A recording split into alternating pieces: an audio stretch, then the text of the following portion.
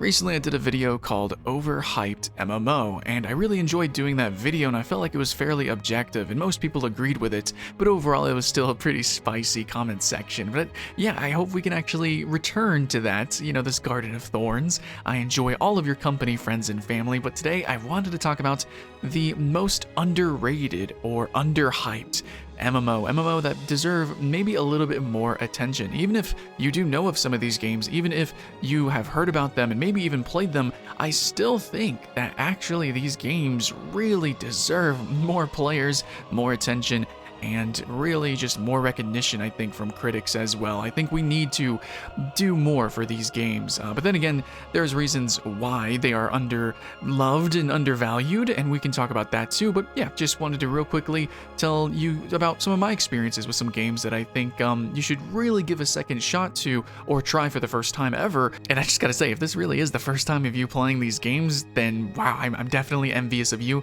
I wish I can go back and do it again. But we definitely plan to do that. We are going to be planning game invasions, so look forward to that. We're going to make guilds, jump into these games, but without further ado, guys, you want to know the list, you want to know my thoughts and feelings, here's my review.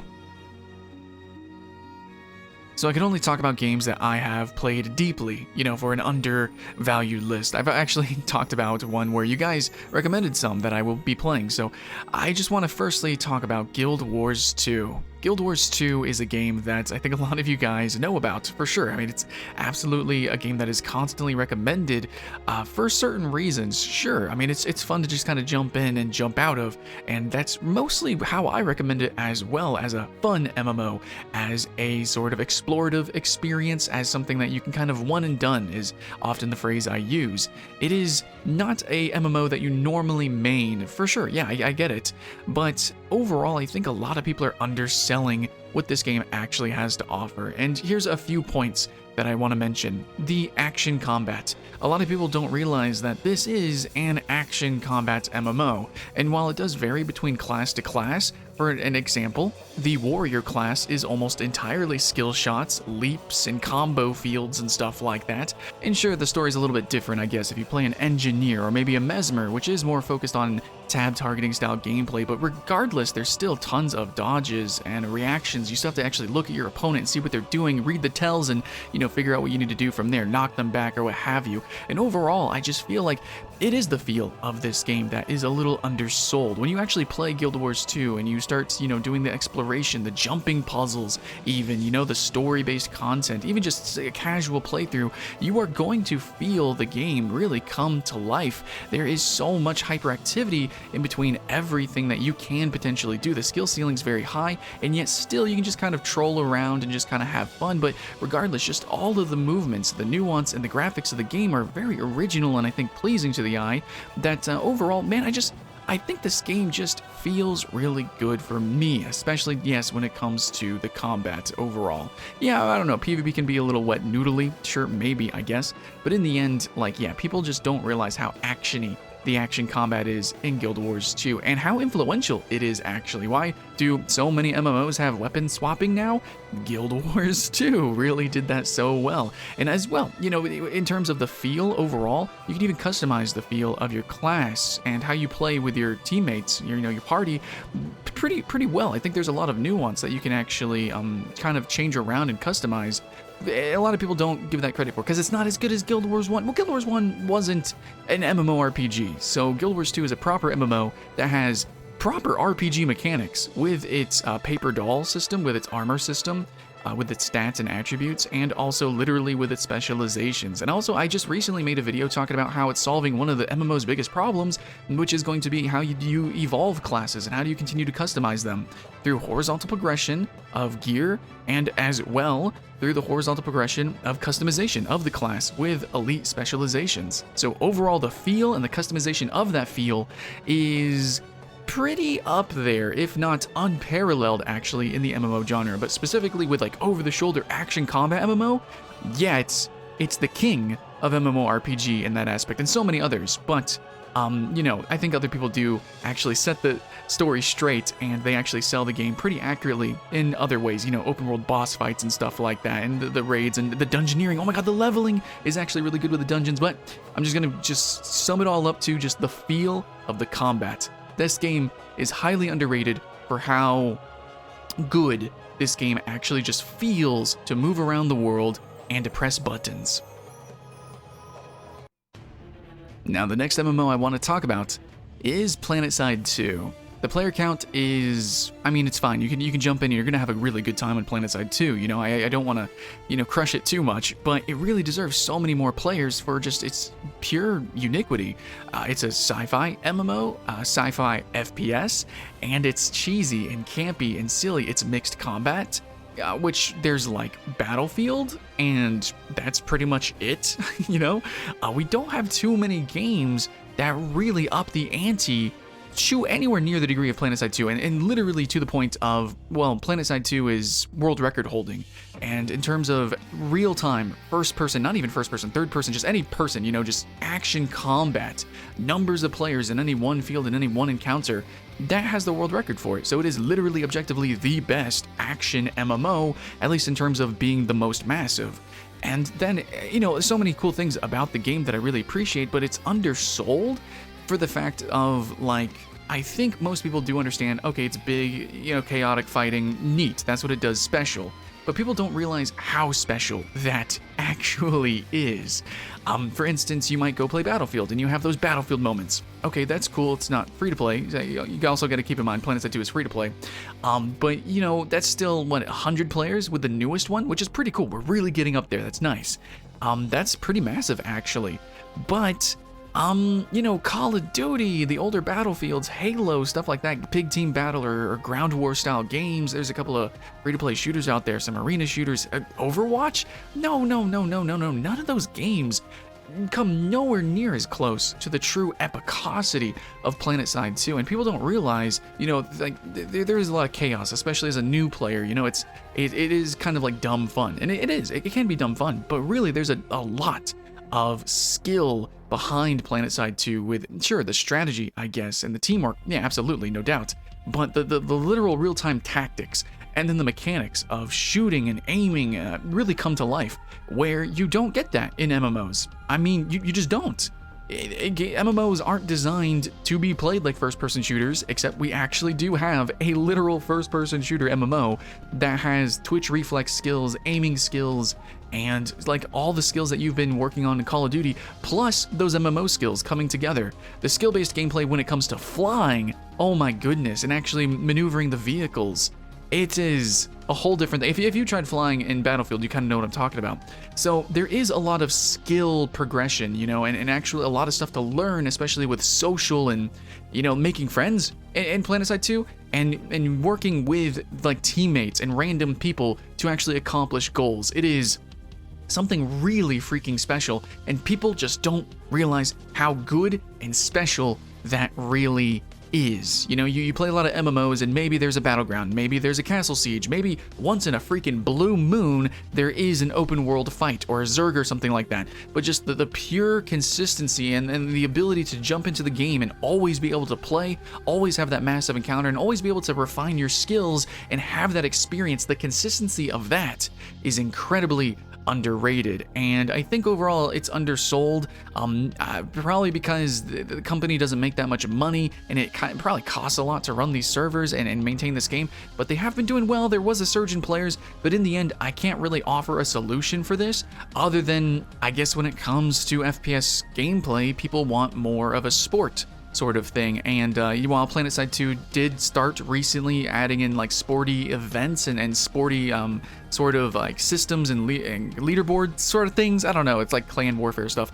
I think it's a little too late, and maybe in the future we can get a new Planetside 2 or 3, and maybe we can actually get these systems refined. But in the end, even from a casual player, if you are a hardcore casual player, if that makes sense, if you play Battlefield, if you play Halo, then you probably are one of those kind of players. You play games for fun, but you game games. Planetside 2 is a great game to try to piece out, figure out, riddle out, and really learn a new mastery that you're not going to be able to really master inside of other MMOs. You're not going to be able to really become like a squad leader or an MMO leader, a guild leader in a lot of these games unless you were there from the beginning. But Planetside 2 gives you that sort of learning experience from boots on the ground all the way to being like a splatoon or squad sort of commander if you grind it out long enough, which you're able to because of that consistency. So yeah, I really appreciate the game for its sort of meta systems, or the ability that it's just so accessible for me, so that I can actually get into the meta MMO gameplay, which, if you're on Discord and you play MMOs long enough, then you kind of know what I'm talking about. Even if it is short-lived, there's not always new raids coming out to actually practice, and even if there isn't an esports scene proper, there is this somewhat weird, ambiguous in-between stage that will be a lot of fun for a lot of players if they just kind of knew that it existed. And finally, it's definitely going to be a controversial one, but I guess I'll put Albion Online. Now, Albion Online just kind of recently in the past season went viral a little bit, and it got a lot of players. Still, Guild Wars 2 is actually decently popular, and Planetside 2 a year ago did pretty well for a little bit. The populations come and go, we'll see, but in the end, Albion Online, just kind of in general, I actually think even if it stays viral and continues to grow, which the trends are looking really good for it, I still think it's actually underrated. So underrated doesn't just mean that no one knows about it. Underrated just means that it deserves more acclaim, it deserves more attention, and Albion Online, absolutely, it's getting it, it's starting to get more and more, well, it deserves more and more attention, and that's coming from somebody who desperately needs to really get back into the game. I'll totally, wholeheartedly admit it. Basically, the one thing that people are kind of, I think, overstating about the problems of Albion Online is the fact that it's a full loop PvP MMO, and those just can't work. And if you ever see like a new PvP MMO come up, they basically list all these reasons why these games fail, and Albion Online has a lot of those features. Of just like, yeah, it can be toxic, and yeah, it is full loot, and it is grindy, and all this other stuff. But actually, if you really play Albion Online and you really absorb yourself in the community, you don't even have to do that. Actually, just play it. Just give it a good chance. Like, play it for a week. The game actually isn't that grindy. I mean, you played Black Desert Online, you've gotten to the end game of World of Warcraft, and you've trudged through the early game of Final Fantasy XIV. There's a lot of MMOs, if not all of them, that are pretty freaking grindy or slow paced, and Albion Online really, I don't think fits that. Yes, there is repetitious content, but to me it's more parallels to jungling inside of League of Legends. League of Legends is incredibly repetitive, but a lot of people wouldn't call it grindy. It's an esport match, and it's actually fun, and there's a lot of nuances with the repetitive, bunny ears content. And Albion, yeah, it is grindy, and there's a lot of toxicity with, you could lose your time, you can lose a lot of time. It is a big time investment as well, and it is a game that is meant for guilds, and you're putting a lot of time and effort. But compared to EVE, and compared to like every other sandbox MMO, compared to so many others, it isn't actually. It is so easy to get into, and yet it actually doesn't cross the barrier of being a Care Bear game, and it didn't do a New World where it completely flip-flopped and became just a PvE game. Yet Albion Online has incorporated a lot of really good PvE. In fact, again, the whole jungle metaphor, I have so much fun just solo playing Albion Online. Yes, I casually play Albion Online as a solo player, focusing on PvE content, which is everything people say Albion does poorly, and yet I'm having an amazing time in putting it in this list video. I love dueling in these cities, and I want to explore more about the new systems in place, where they have like these sort of Dark Souls-like dungeon invasion things, where it's like PvEVP dungeons, I don't know. And yeah, I do want to do a little bit more of the arena PvP, I think that'd be pretty cool. But overall, I really have appreciated the ganking and the grinding and just kind of doing some PvE. It's really challenging, and there's a lot of thought that goes into the build systems as well, and it does feel like League of Legends, actually, like literally the combat. So in the end, a lot of people are just worried, like, oh, it's a huge time sink. If you die, it's really not that big of a deal. I mean, yeah, someone's gonna get some cool loot, they're gonna make some money, you're gonna be set back, but actually once you kind of get rolling and you get kind of prepared and you make some investments so that you have like preloaded armors basically ready to go in case you do die, it's really not that big of a deal, and it definitely is part of the game. Like, I haven't been set back as much as like in certain survival games or something like that. You know, those games can be really toxic. You're not going to lose all of your fortune or whatever. And overall, it actually really is fun. You definitely feel like a little bit of fear in your heart, and it kind of reminds me a little bit of RuneScape. Yeah, this game is basically RuneScape meets League of Legends, and obviously focusing on PvP, but that doesn't mean that it's not actually fun as a PvE. And I'm going to end this section with Albion talking about there's a difference, because people talk about these games always. They say wolf versus sheep. But Albion Online is the single one of these sandbox MMOs, which is my favorite genre, that actually I would say is properly cat and mouse, and there's a difference. Wolf versus sheep just means people who are real strong, you know, feeding off of the weak players. Albion isn't exactly like that, actually. You have ganking and you have PvP style builds, because there's a lot of customization in this game, remember that, but also you have mice who have specific abilities and specific armors and specific playstyles that are totally like perpendicular to the cats. So you cats have abilities to pounce, leap, and stun lock and, you know, gank players, but mice have abilities to run away, go invisible, and get out of there, and they focus on trading and farming and stuff like that. And there is a playstyle for all different types of players. There's a build that you can figure out if you try hard enough, and I so greatly appreciate that with Albion. I kind of wish they were able to sell that a little bit more in their trailers, because they show like epic guild fights, or they show off just solo, like, oh, you could be a gatherer or you could be a ganker, but they don't really tell you how that actually feels. And I'm telling you, Albion Online, you're worried about the time sink, you're worried if it's gonna feel bad, you're gonna get your heart broken or whatever.